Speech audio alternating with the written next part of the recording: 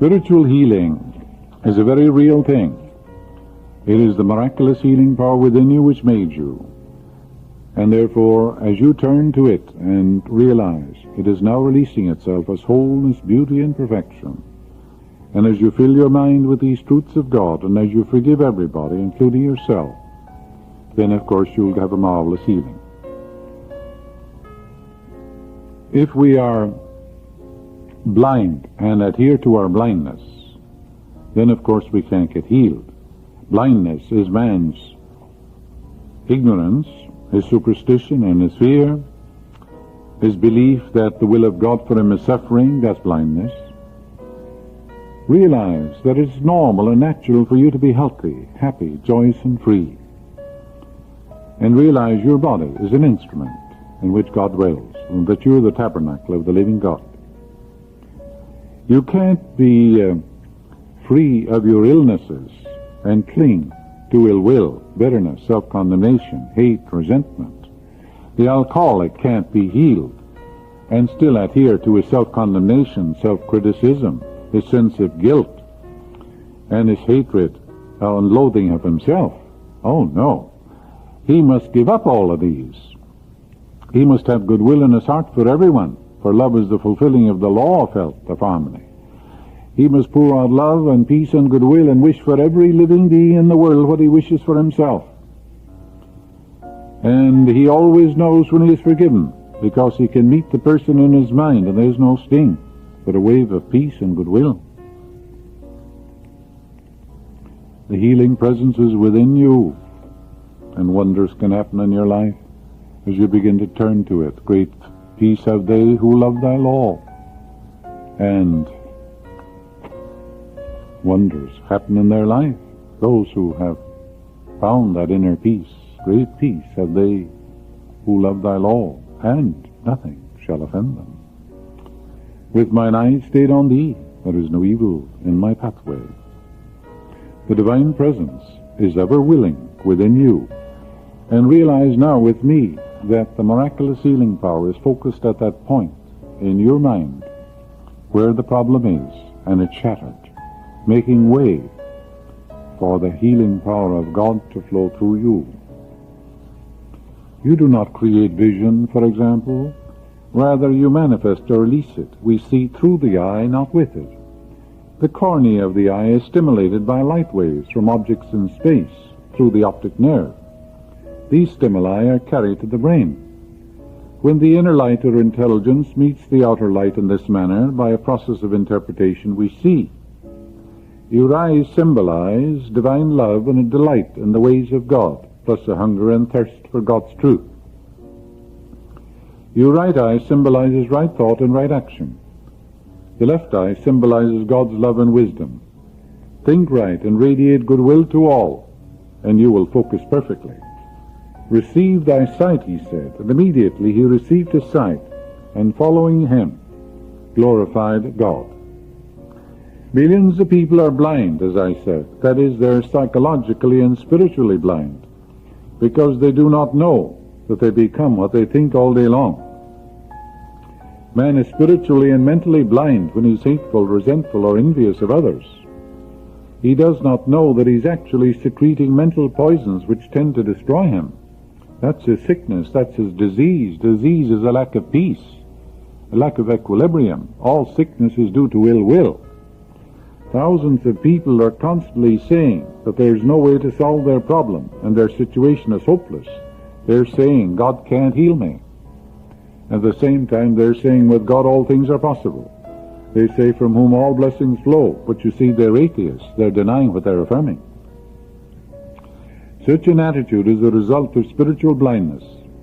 Man begins to see spiritually and mentally when he gets a new understanding of his mental powers and develops a conscious awareness that the wisdom and intelligence in his subconscious can solve all his problems.